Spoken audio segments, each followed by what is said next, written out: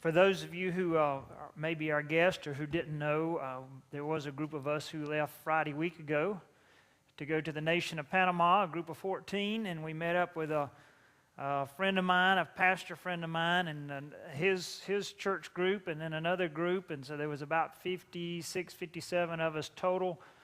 All kind of stories to tell you. There's no way we could tell you all the stories, but and some of you guys who went on the trip, if you guys will come on up here and start gathering some chairs around here for our ladies, we're going to let everybody who wants to share some with you. You saw some pictures. It was an incredible trip, a lot of diverse activities. There's some up here, Clay. As they're coming up, though, I want to share with you a scripture that I've been wrestling with for a past year or so. And then we actually saw it one day on a church down there. It comes from Isaiah 55. Isaiah 55, starting at actually it's just verse 5. He says, "You will summon a nation that don't know you. Or you will summon a nation that you don't know, and a nation that doesn't know you will run to you because of the Lord your God, because of the Holy One of Israel." And so we went to a nation that we didn't know, and they didn't know us, and that can be difficult, and it was at times. And yet, they came to us because we were there in the name of the Lord. Some came more readily than others. Some were reserved. Some came at different stages. Some came at different activities. I'm just going to share real quickly because you'll hear a lot of my stories in the messages in weeks to come. And let these guys share three things really that impressed me the most in this past week. One was that I met a modern-day Paul. If you know Paul in the Scriptures, he was a man who was sold out for God and God's work. His name was Frederica. Frederica was about this tall, very meek, quiet man in his probably early 50s. Frederica pastored 7 churches.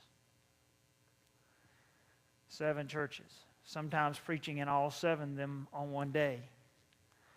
As I heard his story, his vision, he is of the Kona tribe of people, and he has got a vision of going to his tribal islands and sharing the gospel with them.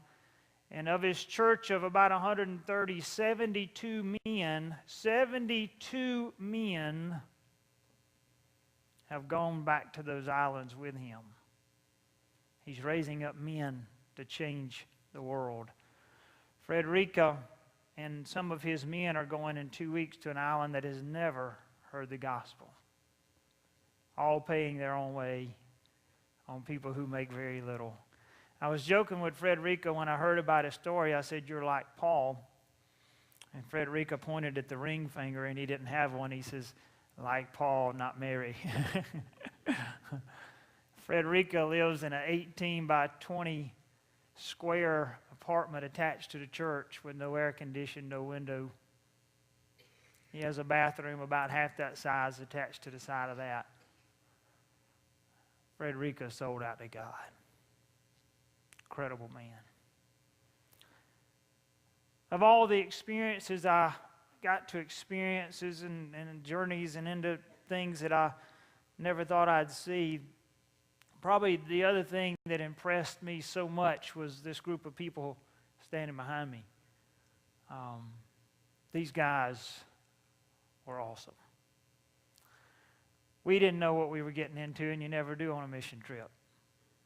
Some of them were a bit nervous, to say the least. Okay, they were a lot nervous. Some of them like a very structured world, and they found out that you can't always have that. But I'm going to tell you, through extreme fatigue, through a lot of heat, through a lot of unknown, these guys showed out for God. And I want you to give them a hand because they deserve it.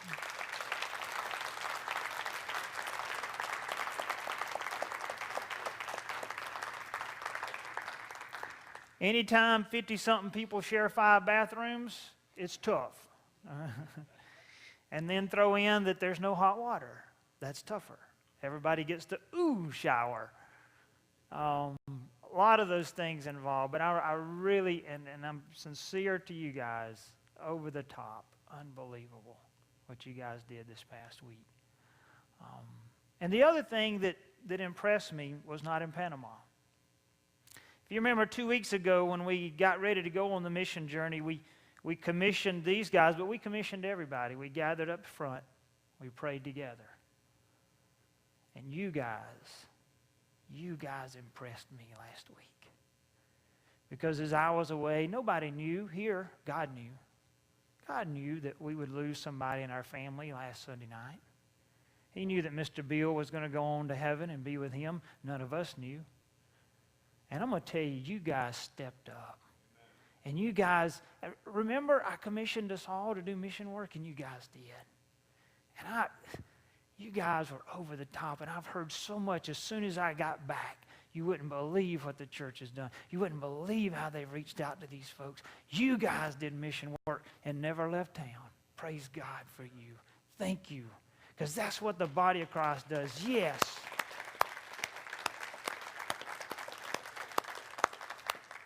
These guys may share it, but we were challenged all week long that we're always on mission. Always. You don't got to get on a plane, go to a foreign country to be on mission. We're on mission. Everything a Christian does, every day a Christian lives, we're on mission. You guys did it here. We did it there. In fact, we still got some out there. Continue to pray for Catherine. She's in Africa, finishing up her first week and going on for 4 more. We got 2 more who are on the way to Minnesota. Carrie and Kinsey Hires. They're on the way to Minnesota, traveling right now, going to do mission work.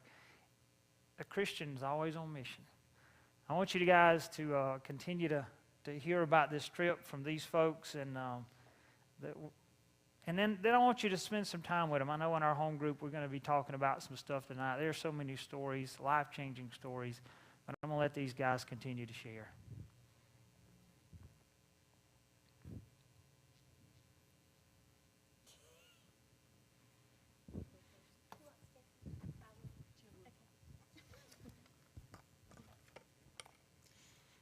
Okay, well, I thought we were going on a mission trip to minister to other people, but it changed my life in turn.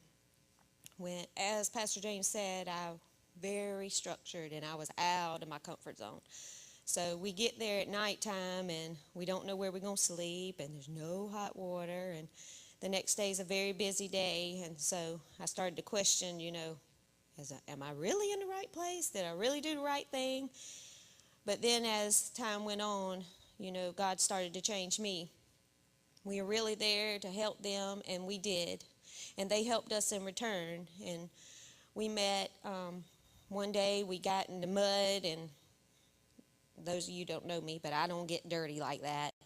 But we got in the mud and played with some kids, and one kid really clung to me and wanted to come to the U.S. and live with me, and it really got to me, and I'll always remember him. But when we went out and did the women's ministry also, it was really touching to see the women, even though we had to have a translator, they really paid attention to us. And when they were sharing the word and stuff, the women would stop what they were doing with whatever craft, and they would just look and pay attention. And when they knew what they were talking about, they'd nod their heads, and it was just an interest and concern and wanting to know God's word that was really touching in their faces and activities that they did. And our men worked very hard, and I also got to know this group up here better, and it kind of hit you in the face because I knew the people that went with us, but I didn't know them. And so now I have a relationship with everybody up here, and that helps you when you come back home because, you have friends in Christ before, but now you really know people. And I learned from the mission trip that, I don't have to go across the world to tell people about God, because in my busy life, I miss people every day that are lost. And we learned that you need to slow down a little bit because you don't want to let people pass you by. So I want to be able to take time and pop this rubber band on my arm and make myself remember that it's not about me, it's about spreading the word of God. And I hope that I'm able to incorporate that in my life better than I did before and be able to tell the people and bring more people to Christ. But it was a blessing.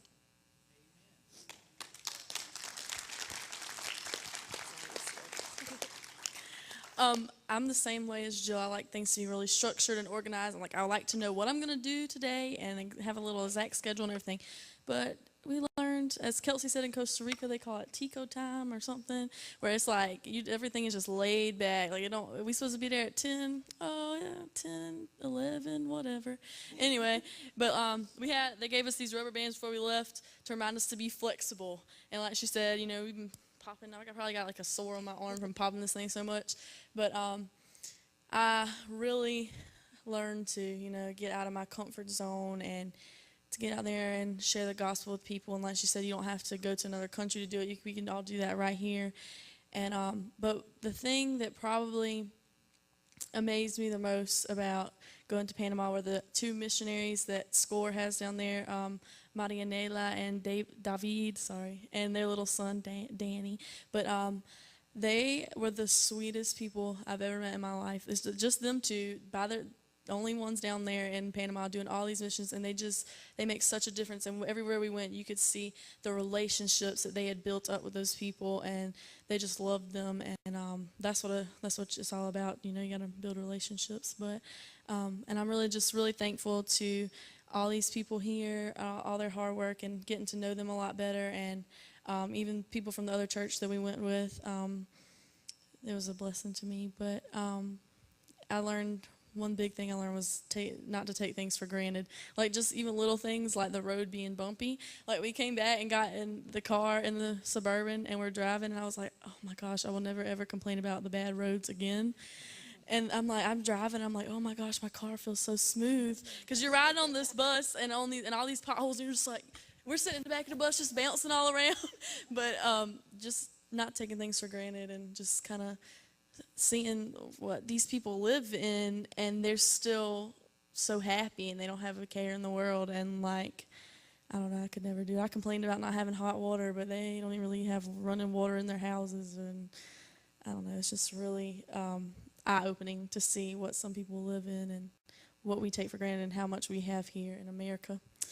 But it was just a real blessing to me. It changed my life. And if you ever have an opportunity to go on a mission trip, you definitely should.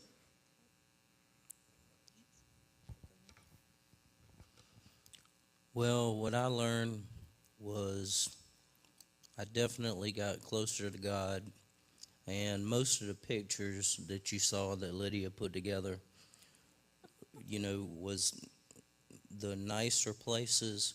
But we went to one neighborhood, and on the way there, you could look at the houses. Some of them were, a shack that would be luxurious to call it a shack.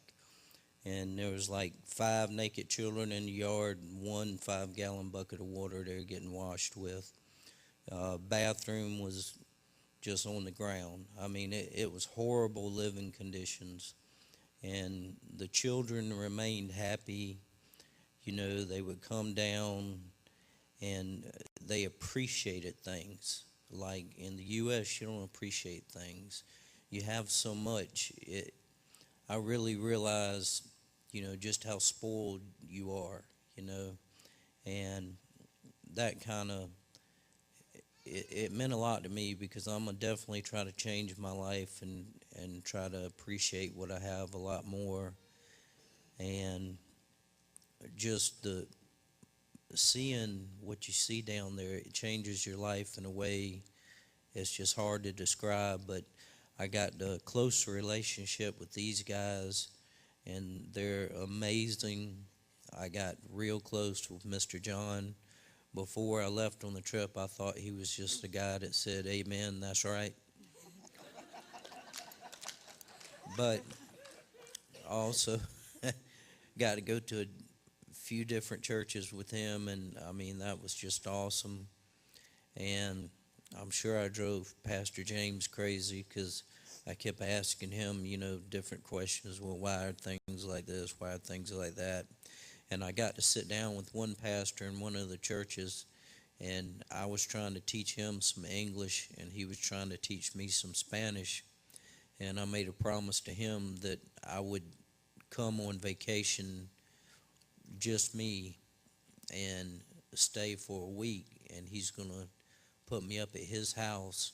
And it was in one of the poor neighborhoods, and just me and him were going to do some mission work together. So I look forward to doing that.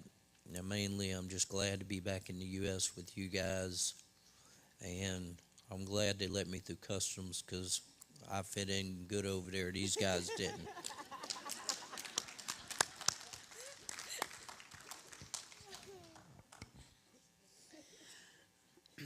Hola. I think that's the only word I did not mispronounce last week.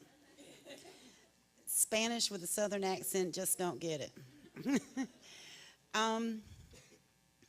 This was the most amazing thing I've ever experienced, aside from giving birth. And I want to say to you all, muchas gracias, because without all the fundraisers and everything, Raven and I wouldn't have been able to go. So thank you very much. This trip changed me too. And I knew, I was like Jill. Jill and I had a lot of the same issues. We discussed them. We thought we were over there to try and bring people to Jesus. And Jesus is alive and well over there. The buses are so colorfully painted. And there was I've got a picture of it, a picture of Jesus on the back of one of the buses. But I was kind of lost at first. I wasn't sure what was expected of me, and I felt so out of place. But you find your way, and you find a place for yourself and what you need to do. The people over there are beautiful, friendly. I was riding in the bus on the window seat, and at all the bus stops, I would just wave and smile, and their hands would just fly up, and with big smiles on their faces, and they would wave back. I learned a lot. I'm in agreement with Chris. We think these people don't have much. They are very minimalistic, where we are very materialistic. They don't have a lot, but they're happy. The children run around playing happy. And our kids are stuck watching TV and iPods and cell phones and texting and all of that. But these kids were interacting with one another and playing. And we went to a village, our first village we went to, and the children were naked. The younger ones were. I guess after they got to a certain age, they put on like this little loincloth or whatever. And no shame. The women had on these skirts. This is traditional wear for the women in the villages. And no tops. And they would just breastfeed their children right there. No shame. Because it was normal for them. And we played with the children, and they were so happy. They were having so much fun. We sweated so much. It was unbelievable. I've never sweated this much in my life. And there was a beautiful river that we rode boats to. We rode the boats in the river to the village, and we had to climb a real big hill to get up there. And we later went swimming in the river with the kids, and we were all freaking out because none of the parents were there watching their children swim. And we're like, I'd never let my child come out here and play by themselves in the river. They might drown or something. And I realized we coddle our kids a little too much, maybe. These kids, 4, 5, 6 years old, they could swim better than some of us. And the beauty of it, the water ran clear. You could see your feet.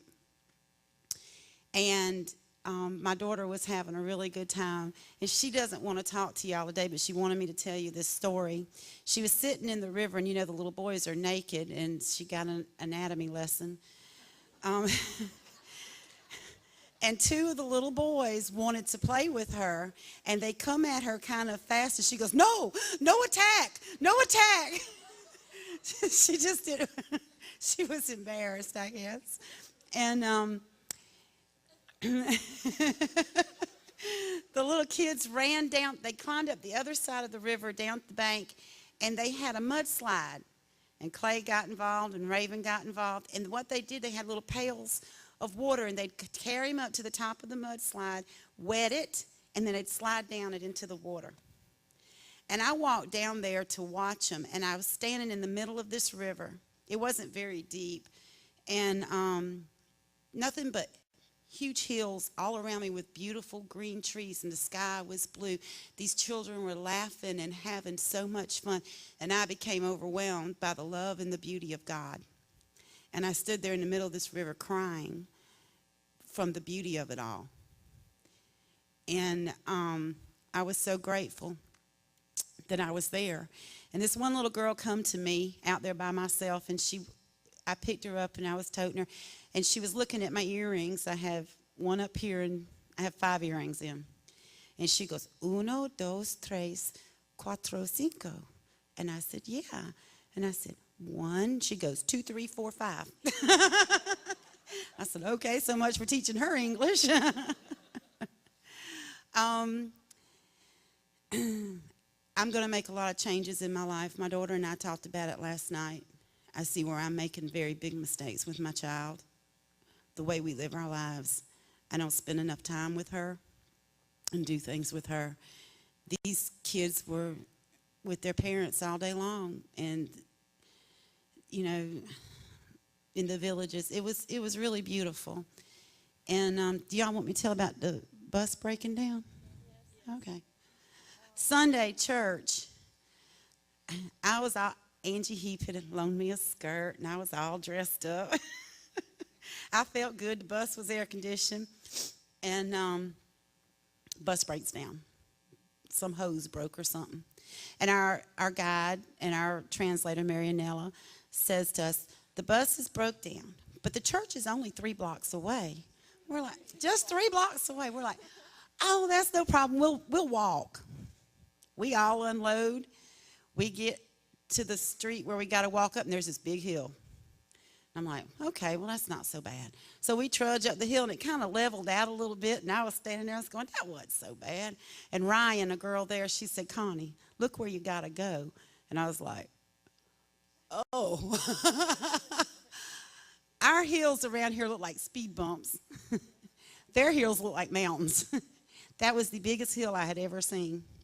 So I hiked up that skirt, Angie, because it was hot. And I started up that mountain, and then Marianella got a taxi cab driver to stop to help us. And everybody's like, Miss Connie, get in. Miss Connie, get in. I was like, no, I'm going up the hill with y'all. No, Miss Connie, you need to ride. No, I'm going up the hill. So they left me alone. They took a load up. We're still walking. I hear my daughter say, I'm going to get in that taxi. I said, you better not get in that car. So the taxi comes back and going to take another load. Miss Connie, get in the car. No, I am not getting in this car. That hill is not going to whoop me. I got to the top of that hill, and I did not stop sweating for an hour. Nothing I did. I tried to be real still. I stood in front of the window because there's always a nice breeze. No, nothing. The sweat just poured off of you. I was like, well, so much for looking pretty and fresh for church. But then we got to working with the kids. We sat on the cement floor and we worked with the kids, and you forget about it after a while. And they're so friendly, and you know, they know a little English. I was trying to ask them which color they wanted, and the little kid goes, red. You know, it was easier than I thought. And then it was a beautiful experience. I actually got the opportunity to give my testimony for the first time in my life to a group of women. And that was really nice, because I got to tell how Jesus had made a difference in my life. So again, thank you so much for allowing us to go and helping us to go on this. It's helped us a lot, and hopefully we brought some love and some goodness to them over there too.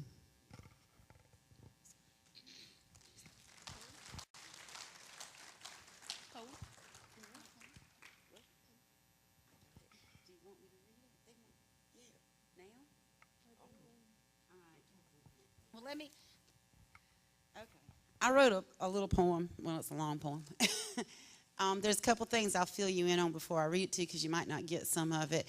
One village we went to get on the boats, and the men have on skirts shorter than these, and that's all, just a little tiny skirt.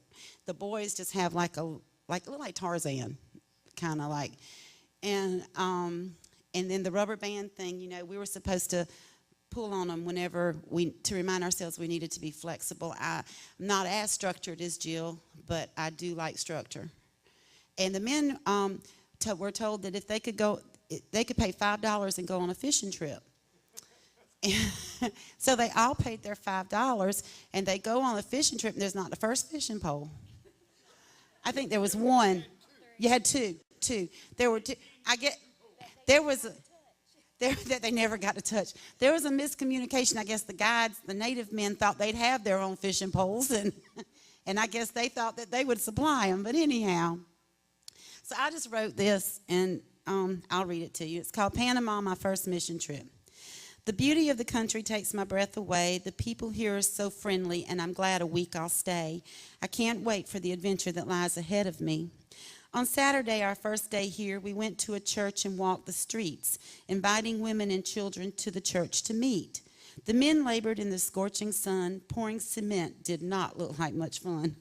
We sweated the whole day. The love of Jesus is in the air. We went to church on Sunday morning, but we were running late. Our bus broke down just 3 blocks from the gates. That's no problem, we all said, and unloaded the bus and started the walk ahead. The first hill was not too bad. I smiled at the accomplishment we had. Then Ryan says to me, look up ahead to where you're supposed to be.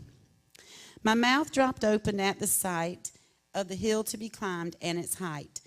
We started out on our journey. I hiked up my skirt and trudged on. A taxi came along and gave some a ride. My daughter wanted to go, but I threatened to tan her hide. We all made it to the top, and once I was finally able to stop, I sat down with a great big plop.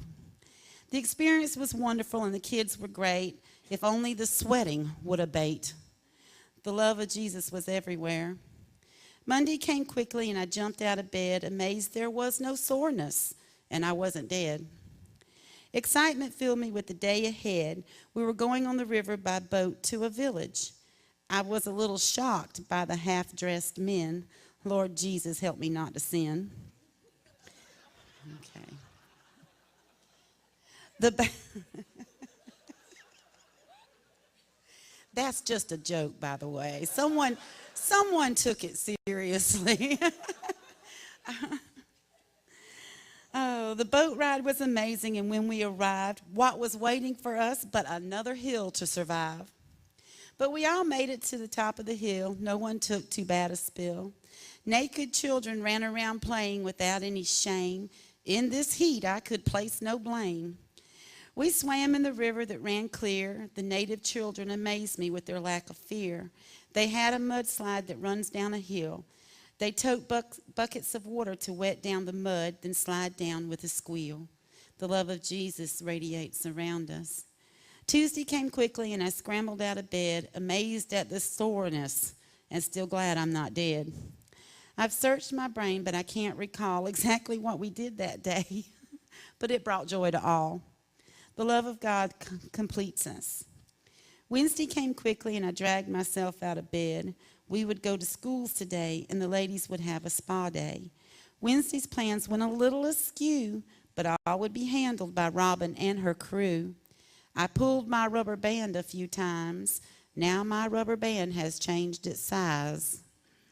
I curled up on hard cement and took a nap. We went by boat to another village. I couldn't help but wonder how big a hill we would have to climb. The ladies had made dresses to hand out.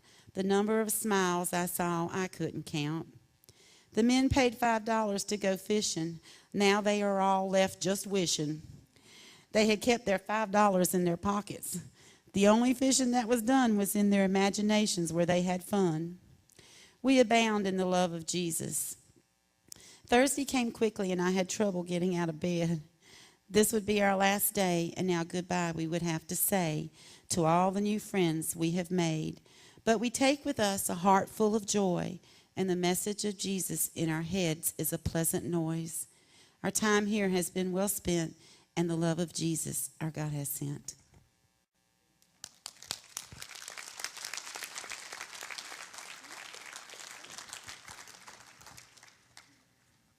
Okay, I'd just like to start out by saying thank y'all for all y'all's prayers and donations to help us go.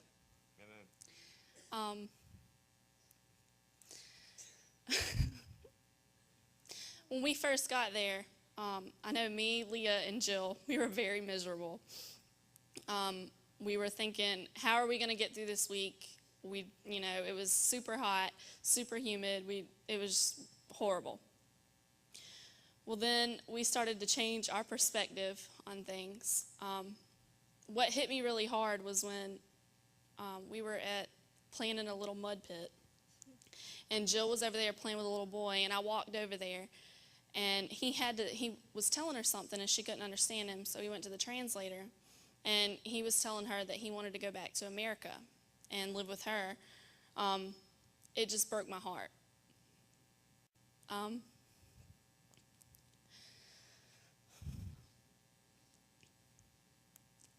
We take life for granted.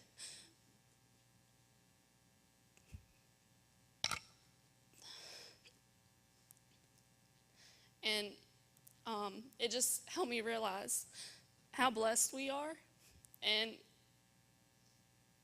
how much we take for granted.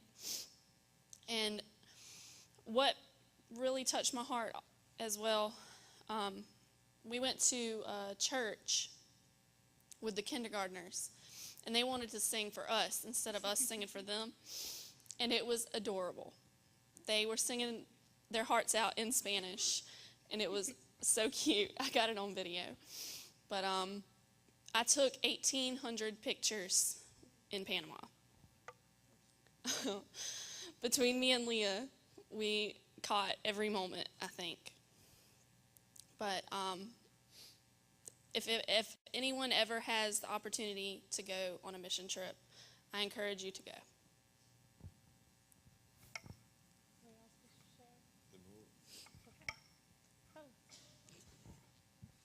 I'm going to grab a mic if it's being passed around. Let me maybe give y'all a real good picture of the conditions and everything over there.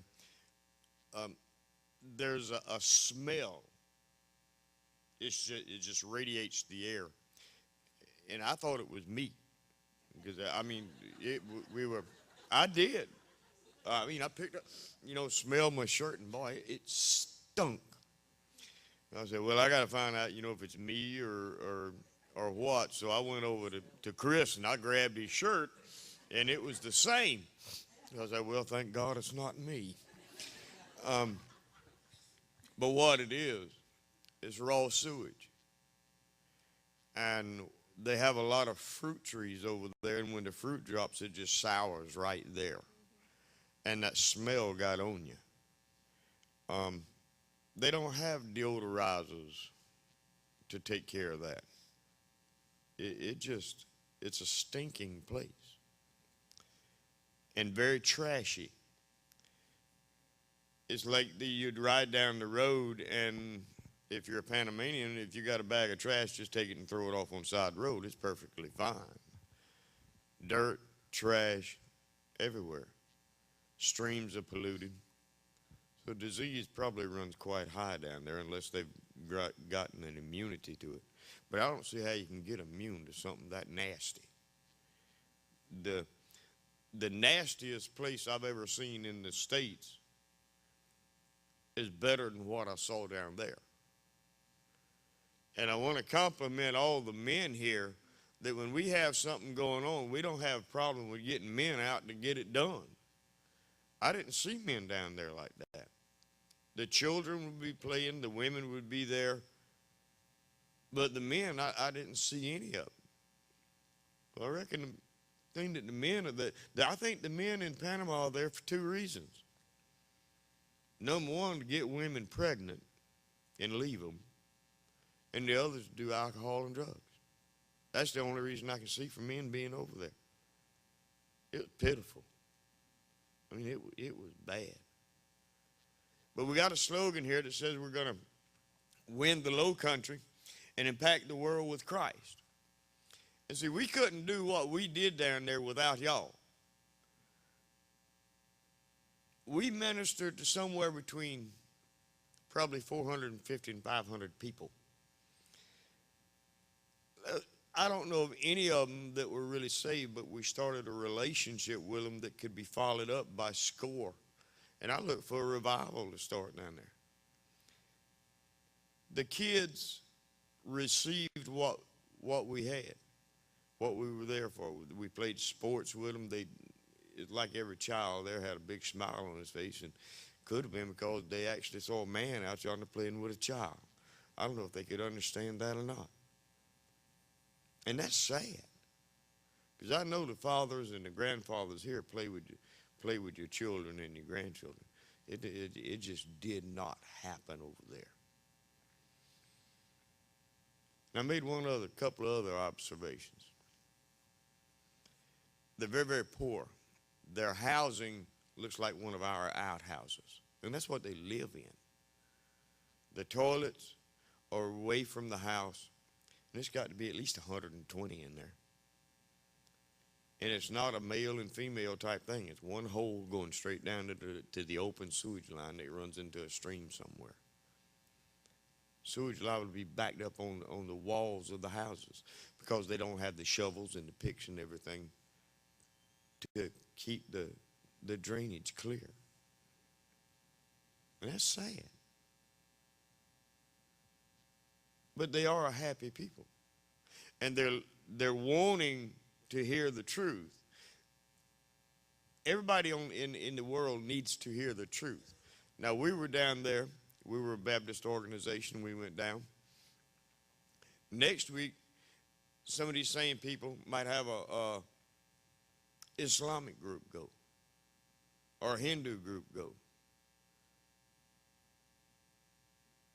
But when you give them the truth, you can see their eyes light up. I spoke to a group of about maybe 15 children, and I've never seen a more attentive group of kids in my life. And I haven't done that much with children other than teach them karate, and I'm not allowed to do that anymore, what I did with them. But you spoke to them, and they were on the edge of their seats like this. And you could see one or two of them, just kind of do like that. And I think that was a tear. But when we were talking to them about the love of God, they just soaked it in. They were like a sponge. And one thing I found out, I think the biggest thing that I found out about missions, because I've never been on anything like this, and one thing that was spoken that really touched me. If you're not on a mission in your neighborhood, in your house, in your community, if you are not doing mission work, then you're a mission field to be worked upon. Go home and think about that. Okay.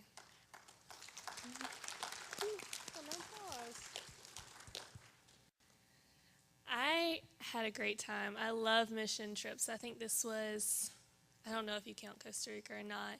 If not, this was my third one, I think. And I loved it because I was back in my environment. There were crazy drivers, people standing in the middle of the road, them swerving in and out of traffic, throwing away your toilet paper, having all these little Spanish dirty kids hug on you. What else? Just He who honks first has the right of way. yeah, he who honks has the first right of way. Yeah, mopeds swinging in and out. They don't obey traffic rules. Ladies breastfeeding in church. Like, that's my environment, and I loved it. But every time you go on a mission trip, like, I feel like we're going to help them in some way. Like, we're going to go out and change their life, and you come back changed. That's the way it always happens. And it kind of like humbles you, I think. I always get humbled through it. Like, I had this one, it was it was our first village, I think, and we had gone out through boats, and I was like, this is cool. I've never done this. We're in like hollowed out trees and people in loincloths. I was like, okay. And then we went to this little uniformed school, and they had a sports ministry. They were teaching them how to play basketball, and later we were going to do a Bible study and a craft. But until then, we need something for the younger kids, so we took them out back. We're going to play wiffle ball. And so me, with my little bit of Spanish, I was trying to explain it to them. I was like, I'm going to help these kids. I'm going to explain to them how to play baseball, because I know they can play soccer. But I was like, I'm going to explain to them how to play baseball, and we're going to, yeah. And again, God was like, really? And these kids, they taught me. I was trying to explain it to them in Spanish, what we were going to do, and I just kept having to ask, like, how do you say to throw? I don't know. And I just had this one kid, he looked at me, and he rolled his eyes. He looked at the group of kids I was trying to talk to. He, like, blabbered off something, and they just all ran out in the field and got in their spots. I was like, okay. And it was like God showed me, like you feel like you're going to help them, but they don't need as much help as you think. Like, you're there to grow in relationships and stuff. And in that story, like, those kids are awesome at baseball. They would hit it past everything out in the jungle, and we were like, so you've played before? And they were like, see. I'm like, okay. So it's really encouraging how much, like, you're there just to grow in relationships, not to change them. I mean, change happens in them, and change happens in you. But you're there to grow in relationships and to help build up the ministries they have there. Like, we didn't have, like, a huge response. There wasn't, like, a revival and tons of kids got saved, or women, or whoever was at our ministry. That didn't happen.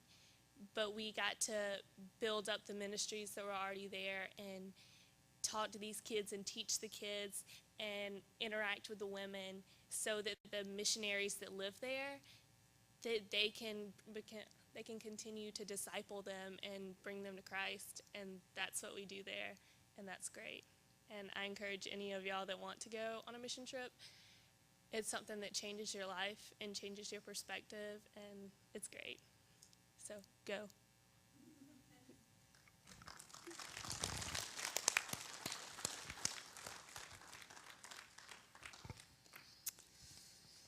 Let's see. I really can't. I've tried really hard ever since James told us he was going to want us to share, to come up with one particular thing that I needed to share. I just haven't been able to. But I will touch on a few things. Like John was sharing, that the men there are just like hidden somewhere. I don't know if they're laying up in the houses or where they're at, but you just didn't see very many of them. So our guys, the young guys and the older guys, would get out and play games with the kids. And y'all do know that I'm married to a great big kid here. So he was always like right out in the middle of everything. It was humbling to see how happy it made the kids to have everyone out there working with them. I mean, like playing with them and interacting with them. And as I said, there were not a lot of visible life changes as far as like people committing their lives to the Lord or anything, but you could see that they were getting it. You could see in their faces that they understood that we really love them, and that it's a love that like surpassed, like I love some of you, because we have this relationship. So we were there building relationships, and it was just happening so quickly. You got so attached so fast. But they were understanding the giving and receiving part of it. One thing that touched my heart is Clay got really, really nasty playing in the mud with the kids. And nobody wanted to let him back on the bus because he didn't smell good, because he had been in the mud, which was probably the raw sewage. But they had an interpreter go up, because he tries, but he just thinks that you add O's to the back of words and it makes it Spanish. It works. So anyway, we were... Comprendo? we were sitting on the bus going, he is not getting on here. And I'm like, not getting on here. And I look out the window, and this family, I mean, they had a house. There was like a second story in the house.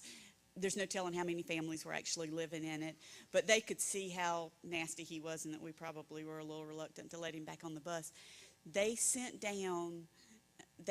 bucketed water down from the second level, and a washcloth for him to wash and bathe with their clean water, which is such a commodity over there. They passed it all the way down on a rope till it could get to him, just so that he could clean off. And that was a big deal.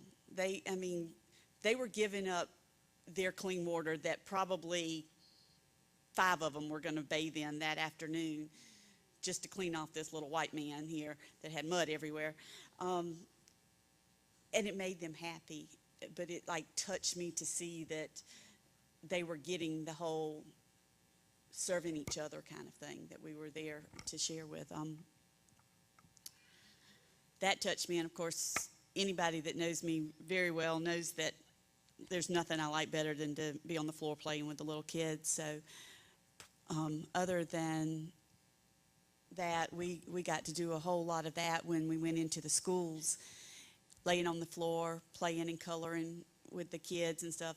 That's just a cool experience. But we went to this one village, I think maybe Wednesday, that we had to get on a small, well, we got on a bigger boat, but they had small boats, like maybe wide enough for me to fit in, like maybe.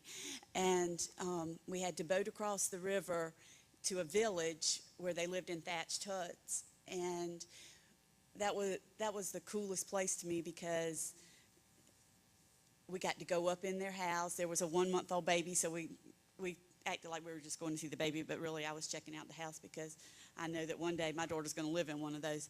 And and so,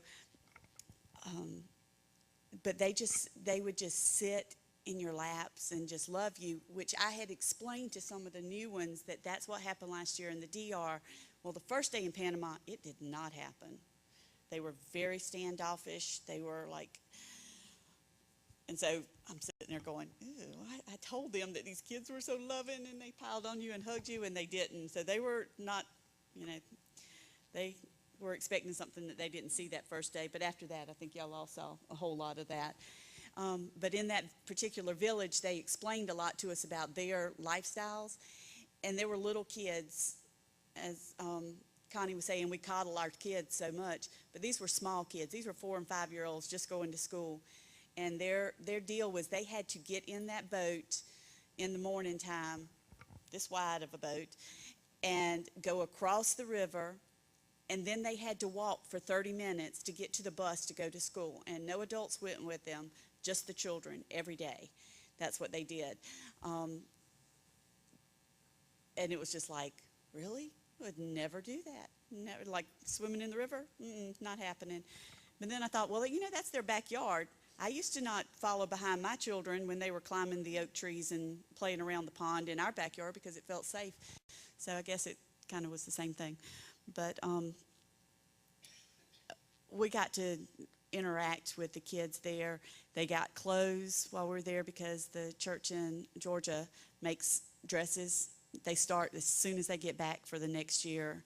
So they easily had 500 dresses and little shorts outfits for the boys to hand out. And they gave out toothbrushes and toothpaste and stuff. If I were to give one of the small children here a comb and a toothbrush and toothpaste, they would kind of like roll their eyes at me. Like, what are you doing this for? This is so small, so minute. These kids like had the biggest beam on their face. And Kelsey got some pictures, I think maybe with Lydia's camera, that we'll share all those pictures because there's lots of good ones. But this one girl, this one little child, she was so happy to get that toothbrush. And Kelsey sneaked through the, not sneaked, but she was away so that they couldn't tell that she was just like taking pictures of them. And the little girl had gone to a fountain and she was just like scrubbing her teeth with her toothbrush. She was so happy, and I think we take so much for granted here. Um, anyway, it was my family's second mission trip, life-changing. I encourage all of you to take any opportunity to do missions, whether it be as we walk out of this door or if it takes going to another country to do it. I know sometimes it's just easier, and we discussed this amongst us, that sometimes it's just easier when you're starting to share like that, to share with people that you don't know, because you're not as intimidated as sharing with your close people that you see every day, that you're kind of like embarrassed to say certain things around or whatever. So I encourage you all to take any opportunities that come your way. And thank you all for your prayers during our trip. We needed them, and we felt them.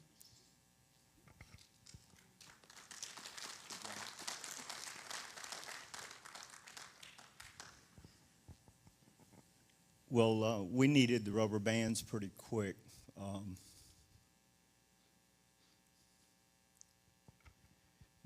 Before we got on the plane, Tammy got a call, and we were literally boarding the plane, and we found out that her grandmother's cancer had come back. It was brain cancer, and literally they had called the line to get on the plane, and it went from Nana is cancer-free to Friday morning. Nana's probably got brain cancer. It's in her lymph nodes, 3 to 6 months with radiation that she's got left.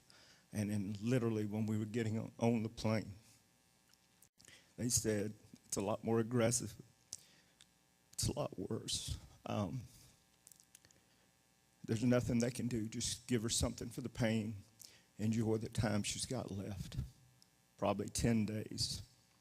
And we were getting on a plane in Atlanta for 7. So it was a little bit of a test right out of the gate.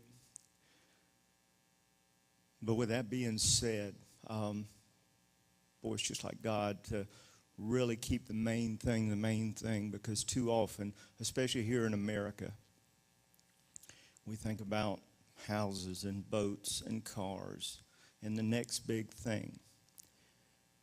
And folks, in case you hadn't figured it out, it's about relationship. That's the main thing. That's why Jesus came. That's why Jesus died. That's why Jesus rose. That's why we're here. It's about relationship. First and foremost, it's about relationship with God. And if you don't have one, see Pastor James, one of the elders. Talk to a friend. But that's first and foremost. Second of all, relationship. It's important to have it with everybody. Start in your own house. There's a lot of broken homes, a lot of broken relationships. The ones that mean the most to you and live the closest to you, you need to work on those relationships. After that, out in the community, the relationships you have, people you come into contact every day with. And last but not least, the relationships, whether you go halfway around the country to a third world nation, or whether you go into the grocery store or the local school or your local job, the people that you're around, the people you run into, relationship. There are just so many people that are hurting in a lost and broken world. That's what we're called to be. We're called to be missionaries. There's 14 of us or whatever sitting up here today. There's a lot more of you out there. We're all missionaries. Like Johnny was saying, we're either a missionary or we're a mission field. You make the call and do a little self-examination. I did. Jesus called us to be salt and light to the world. He didn't say when it was convenient. He didn't say when it was easy. He didn't say when we felt like it. He said we need to be salt and light in the world, and I need to do a better job of that, but we all can. And, going down there, I shared some of the same feelings as they did that, I wanted to go down there and make a difference. I wanted to go down there and help change lives, and I did. this one.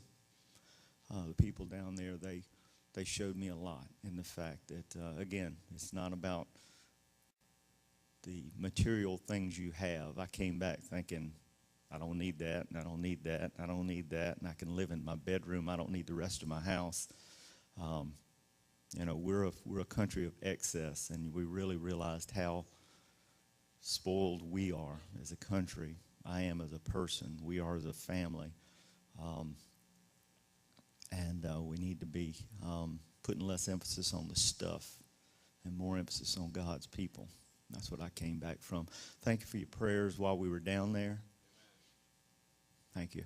We'd love to have more of you go when we go next year. And right now, I need another rubber band. But we don't know where we're going, but we're going to be going somewhere next year, and we'd love to take a big crowd. So, you know, be in prayer about for God's leading and what you want God to do in your life. I tell you what, you don't have to go to Panama or a third world country to mission, you know, to minister and be a missionary to people, but it definitely gives you a different perspective. So I thank y'all for your prayers and look forward to next year.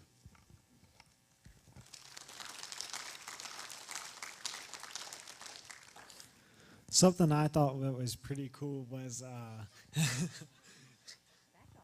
dang, but was like the house you were staying in. Like they said, there was like 50 of us with like 5 bathrooms, and they said that they questioned whether they could actually hold and contain that many people in that house.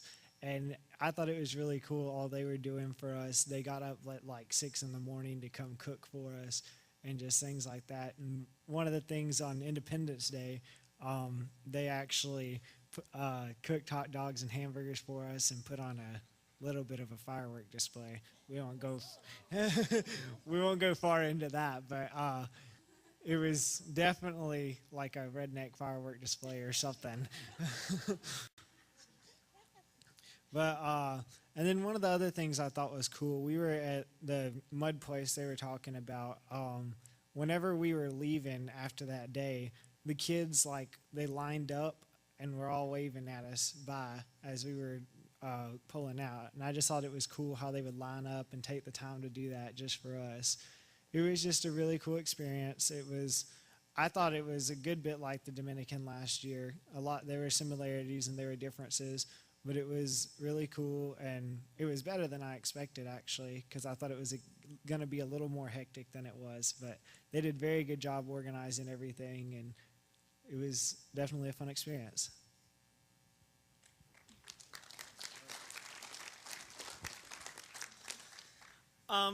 My trip really started about 2.5 weeks ago. My dad said something about it on Friday the 20th. I called my dad at 2:30 in the morning and accepted Christ. And that's when my day started. That's when my mission trip started. And that really, I think if I would have went on the mission trip without that occurring, then I definitely would not have been able to reach as many people as we were able to reach. I really enjoyed it this year because I really got to be in my comfort zone with sports. Last year it was kind of just trying to interact with the kids as much as you could without knowing their language, but speaking Splanglish. But we played a lot of sports, and we got our tails whipped in soccer multiple times. But the smiles on the locals, the natives' faces, were just really encouraging to know that they were happy that some other people came to play with them. It was just really encouraging to see that. And I really got close to these guys, and the people in Georgia. And I hope to be doing some, I hope that Open Arms can do some stuff with them. And I really just like us, Open Arms, and them as a team. I think it's a team that's going to reach the world, and that's what we got to go do.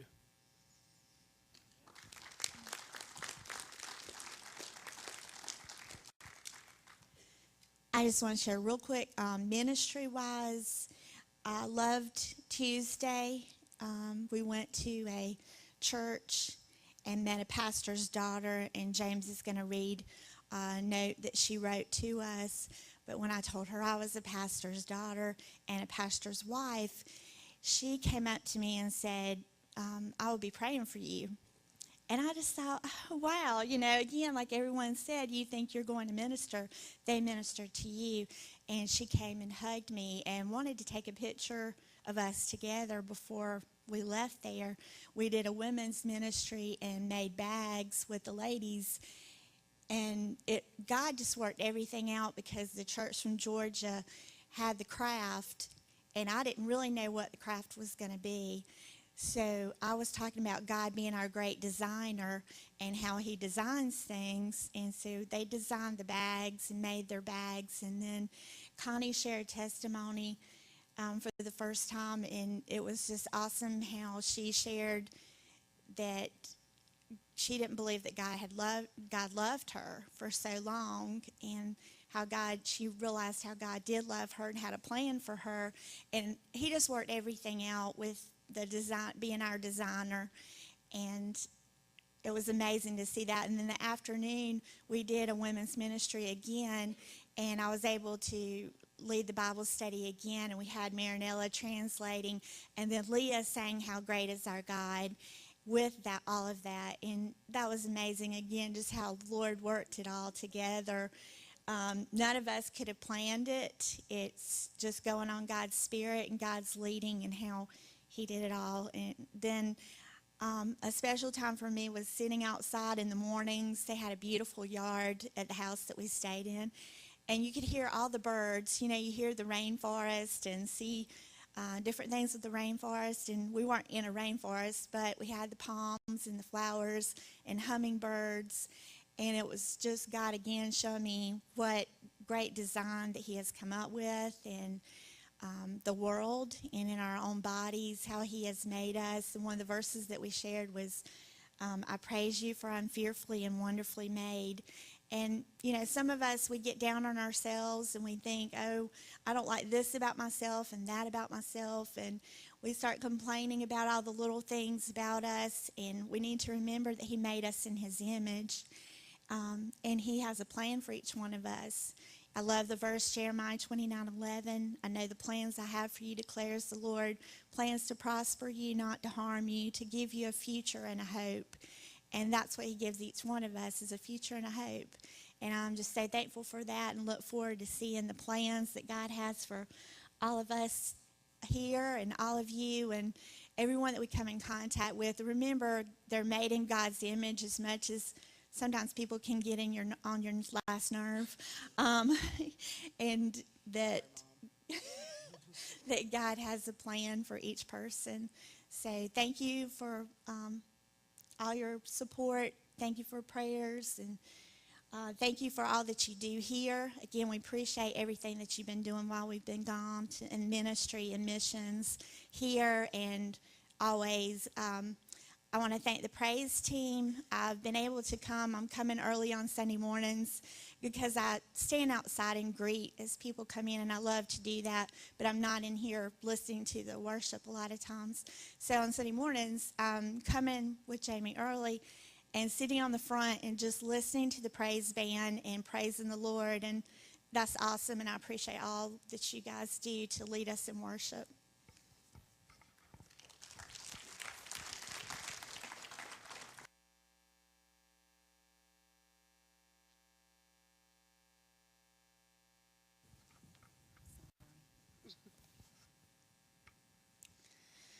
There was this one little kid, and it was only him, and the rest of the men pouring cement.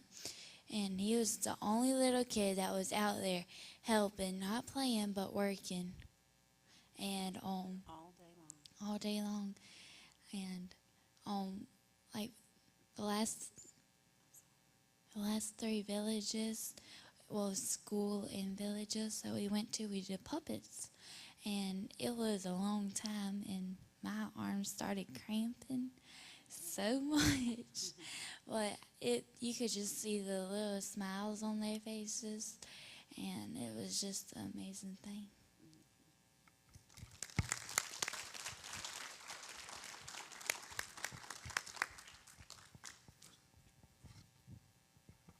You just heard it.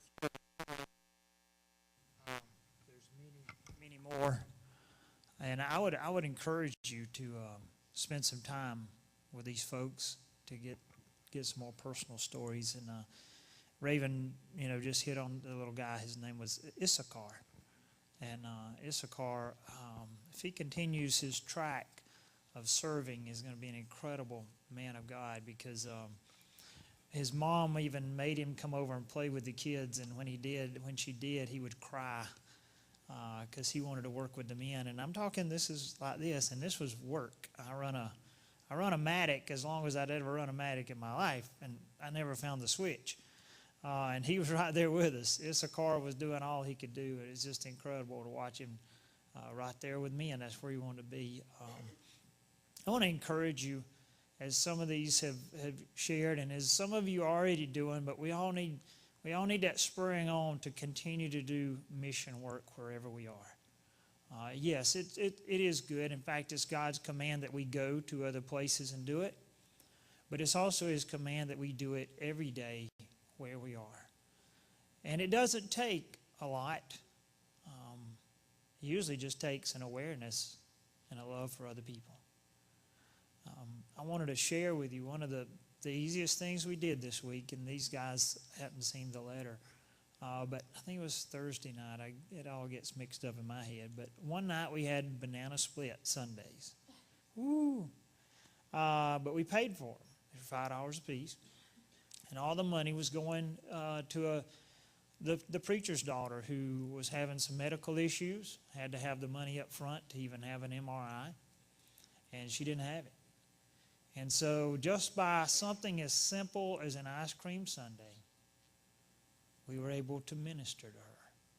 And it really is that simple in our daily life. If we have the mindset that as a child of God, I'm here to minister to someone else. And it can be as simple as buying someone a cold drink, paying for somebody's groceries, giving them a little gas money. But the key to it is a mindset. Is that I'm here to serve others. I'm here to serve. Jesus went everywhere Jesus went, He went to serve. I want to share the letter, the thank you letter she wrote. Her name was Fanny. She says, I can't, and she did really well in her English Spanish. She said, I can't have the words to express my gratitude for your love to God and others. I know God has a special blessing for all of you. It was wonderful to see you serving God in the local church in the town of Las Margaritas, Chipo City. Thanks for your testimony. My commitment is to pray for you. Big hugs for each of you. I had tears in my eyes when I heard the news about your love offering to me. God is faithful, and He always surprises me. I'm very grateful. With love of Christ, Fanny. If we're out looking to serve others, God will always surprise us. That's what we experienced. We went to serve others. God surprised us in a lot of ways. In a lot of ways that we have to thank Him and others for the surprises. I am so thankful for a church, to pastor a church of folks who have a servant's heart, to know what you guys were doing while we were away. And I look forward to the next opportunity we have, because they're all around us. But even as individuals, we need to leave this place today. If we're a child of God, we need to leave this place today looking for the opportunities and letting God surprise us. And as a couple of guys have said, let me challenge you today. If you're not on mission with God, then you're a mission of God. And so today, your first act of doing anything may be to give your life to Jesus Christ and to say, I'm ready to get in this thing. We were told many times throughout the week, it's not about me.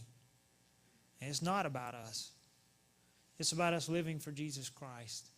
There's a cool surprise when we do that. It's called eternal life in heaven. Because he always surprises us with cool stuff. So this morning, Will, if you'll come on up, Will's going to play a little music, and I'm going to be down here. And in fact, I'm just going to ask all these guys to kind of stand up and spread across the stage. Maybe one of them said something that kind of hit home with you. And you'd just like to come up here and talk with them, or maybe you would ask them to pray with you. I think most of them would pray with you. They prayed with people all week. And so they're going to be standing up.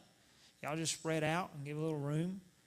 Maybe you want to come to one of them. Maybe you just want to come and talk to them about their journey, or express your gratitude for them going. Because I'm going to tell you, it's a sacrifice anytime we do something for God. For some of them, it was a big-time sacrifice. And they're still getting over it.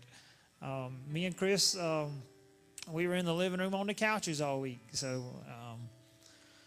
are you on mission with God? Are you mission for God? If not, let me challenge you. Change your life in that direction, because he's got some really cool surprises for you. If you don't know him, it's a great day to get to know him. Become a missionary for him.